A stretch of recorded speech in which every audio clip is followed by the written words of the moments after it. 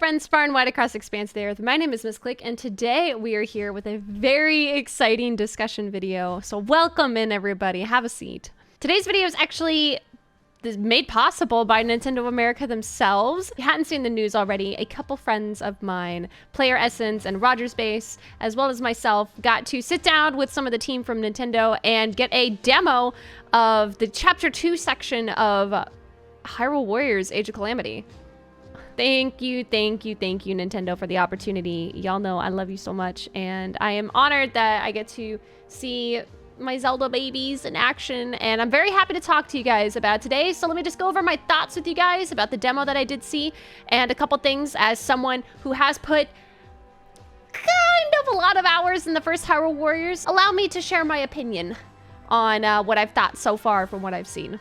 So for those of you who do not know, I have been for a while avoiding the demo for Hyrule Warriors Age of Calamity, mainly for the fact that I wanted to kind of go in without any spoilers. I think I have decided, though, that with the demo being out and the data rolling over into the actual game once it is out, I think we're going to be playing Age of Calamity demo for Chapter 1 the night before launch. So if you're interested in that, make sure you check out my Twitch link down below. We'll be streaming that quite a bit, and it'll be a good time. So you are more than welcome to join us there, and yeah, see you then.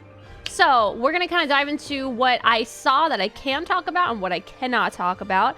This was covering in the Chapter 2 section of Hyrule Warriors Age of Calamity, which was the Zora's Domain section. And let me tell you, oh, it was beautiful, you guys. I was covering my eyes. Actually, quite a few of us were covering our eyes when we got to see a couple of cutscenes from the game, kind of giving us a teaser of what we will be seeing for the story. I will say the game does look phenomenal. It's just Breath of the Wild all over again, and that's not a bad thing. So very excited about that, but I cannot tell you about the story. I was not reading the dialogue, wasn't paying attention to the cutscenes. I was more listening to the narrator as she was kind of giving us the overview of what was going to be going on in the game and the differences between Hyrule Warriors original and now Hyrule Warriors Age of Calamity. So this specific chapter, we were following around Urbosa, Zelda, and Mipha. They were switching between them. I think Link was also there as well. But kind of getting to view their kits and how the game actually runs. As someone, again, who is avoiding the demo, it was very cool to see the different stuff that was available for us to use at our disposal. And it just makes me way more excited about the game. So kind of want to touch on a couple things, mainly on the differences between the first Hyrule Warriors and Age of Calamity. And that, to me, the biggest thing right now starting out is the fact of the overworld. The overworld is actually going to play a very big part into this game. If you played anything like the original Hyrule Warriors, you had the main story, which kind of chose you from chapter to chapter, which is like a branching out tree, and you had menus to go through and stores to go through, and it was a lot of moving pieces. And then on the other end, you had the adventure mode, where you could do side missions, you could unlock different characters and different items, different combos, all throughout leveling up in that adventure mode, which was separate from the story mode. However, in Age of Calamity, we're getting the entire overworld map of Breath of the Wild as our main hub. Everything is going to be on there. Anywhere ranging from your main storylines to your side quests, to quests that you can redo where the resources might change so you can get things for your needed quests. It's a little bittersweet that there will not be, you know, tons of different adventure mode screens to choose from like you could in the original Hyrule Warriors, but the fact that it's all going to be showing up on the main map, they were saying that as you could progress through the story, more stuff would reveal itself across the map, and you could go and replay it as much as you wanted in single player or in multiplayer. So to me, that was actually a really cool aspect. You'll need to be retracing your steps kind of through the maps at certain points for certain resources. You'll be using these resources for your upgrades or for your dyes, for your weapons or your armor, which we'll talk about here in a little bit. But I thought that was a really cool addition at the fact that they now give you a Sheikah sensor. So if you need certain items or resources, you can actually turn that Sheikah sensor on for certain things, and it can track it for you, and I'll let you know which quests you can do to help narrow down your time and get what you were wanting as the end result. And again, once you obtain those items and stuff like that, you can take it to the shop, in which you can then go and use your clothing dye. Just in Breath of the Wild, you can dye your clothes a plethora of colors, and you can unlock tons of different armor sets as well. I believe that they said that the armor sets do not give you any special buffs in this game. They're all just simply for aesthetic, which is totally fine in my opinion. I love the fact that the armor in this game, that as you change it, you will have it show up in the cutscenes as well, so you can fully customize it and fit yourself into the role or make yourself look completely hilariously funny, and it'll fit into the story, and it'll, you know, that'll be playing in your cutscene. So I always love that element of customization. So if we are going to talk about the upgrading of the weapons and of the skill sets that each character has, the main thing that he got to us across first, which was hilarious, is that the weapons do not break. So hallelujah, we are good in that department. No weapon breaking for you guys. That was like one of your main things about the original Breath of the Wild. As you're collecting your resources and stuff throughout the world, you'll just you know, it'll tell you when you have enough, and you can go in and dye your clothing, or you can essentially go in and collect a whole bunch of weapons of the same steel or same power level, and then you combine those together to make a stronger one. And then you can kind of upgrade your weapons kind of by fusing them together. It's actually a relatively fast process once you get the hang of it. If you played the original Hyrule Warriors, you kind of were having to look between all the different stats and the different openings for the weapon slots, and then kind of, you know, adding and removing items and what you might need to see what you prefer. And you know, this makes it a little bit easier, a little bit faster.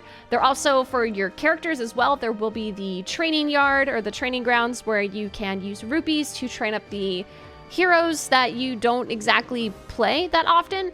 The beautiful thing about this game is there are so many playable characters, but also because there's so many characters, there are some that you definitely prefer over others, and the ones that you have to play at a certain time that you don't really play are probably going to be under-leveled. So being able to use those rupees to kind of raise their stats and make them up to par with everybody else is always a super helpful tool, and I could not encourage people to use that enough, because sometimes in games like this it tends to be overlooked. So I'm very glad that that is obviously a staple included on this game. Moving on to the combat. So when you first go to start this game, you can choose whether, if you've done it already, if you want to do the main quest, the side quests, or even the Divine Beast quest if you have already done so. Now, when you're going into the game, you'll notice that all the characters each have the Sheikah Slate runes. The cool thing about that is, even though they all have the runes, they're all going to use them a different way. It's very personalized, very stylized, and a lot of attention to detail has gone into the characters and how they might use those runes if they had the ability to. I believe also that the runes will definitely come in handy, where in later Hyrule Warriors, we saw an addition of the specific items that you need to use on an enemy at the right time to kind of break open their weak spot and to kind of break down that gauge. For this specific iteration of Age of Calamity, they will have a similar thing where it'll show an icon for the specific rune that you need to use, and if you use it at the proper time, it'll cancel them, open their weak spot, and then allowing you to attack them and hopefully break that for one of your smash attacks. Flurry Rush is also in this game, for those of you who have obviously noticed already, but it basically just adds in another element where you can dodge at the right time, slow down time, get those hits in on the enemy. It's just a really fun time to add in combos and to kind of change up the flow of combat to where it all doesn't just feel like run and gun. You do feel rewarded for dodging at the proper time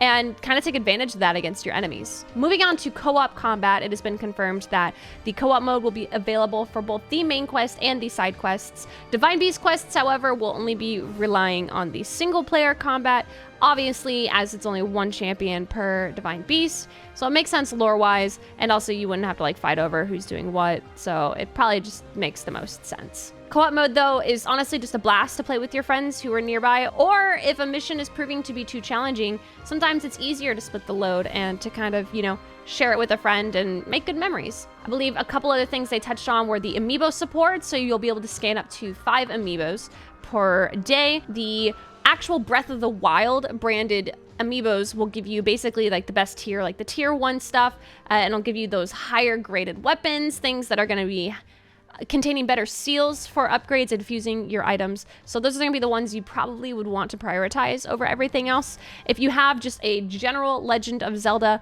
amiibo, it will give you like a tier 2, which are going to be kind of the middle of the line. And then if you have any general amiibo, whether that's Mario or Splatoon or you name it, that's going to give you your tier 3, more of your common items. Again, if that's all you really have, they're better than nothing, and I would highly encourage you every time you boot up the game on a new day to definitely take advantage of the amiibo.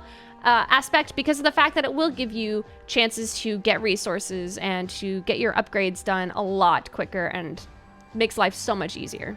Overall, my thoughts on this game, I mean, they haven't really changed. I'm so excited and I can't wait to share the experience with you guys. So again, make sure you are here to check out my live stream because we'll be streaming this baby all the time, and I cannot wait to discuss and talk about the storyline with y'all. I'm so excited. But the game itself looks beautiful. It runs really well so far. I'm not sure if it was different than the demo. I know some people were saying they were having some performance aspects in the demo, so I would like to hope that they have been working on that and get that optimized for us so our experience can be as seamless as possible. Another thing that I really liked that they had touched on is that this world is the Breath of the Wild world. There are so many details put into these maps, and we were highly encouraged that when we finally get a chance to kind of go and see the different areas, to just take a second, or if we need to revisit an area after we've finished it the first time, go and look at the map and look at all the details that have been put in and have been left in since the original game. And obviously I love games like that where they just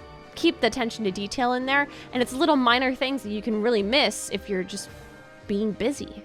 Like I said before, the demo is actually a really cool idea if you have been debating on picking it up.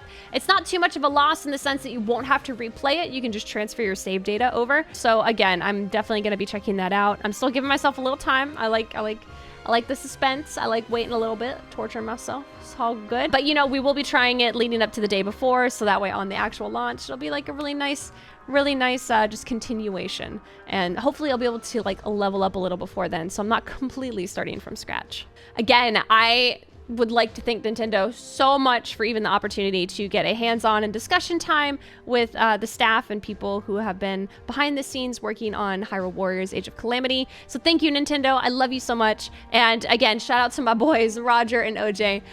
They're fantastic as well. And it was just a blast getting to talk about all things Zelda and all things lore with them. We did not get to ask very many spoilery questions. I didn't want to know any answers to any of those questions anyway, so I'm very glad. So if you're gonna ask if I have any, no, I don't. So yeah, I'm very excited. Make sure you check out Hyrule Warriors Age of Calamity when it launches here on November 20th, 2020, and just have a blast with it. It's Zelda, it's lore-based, it's gonna be a great time all around.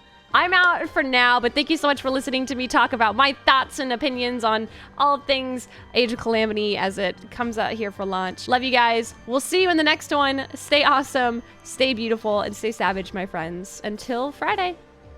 Bye.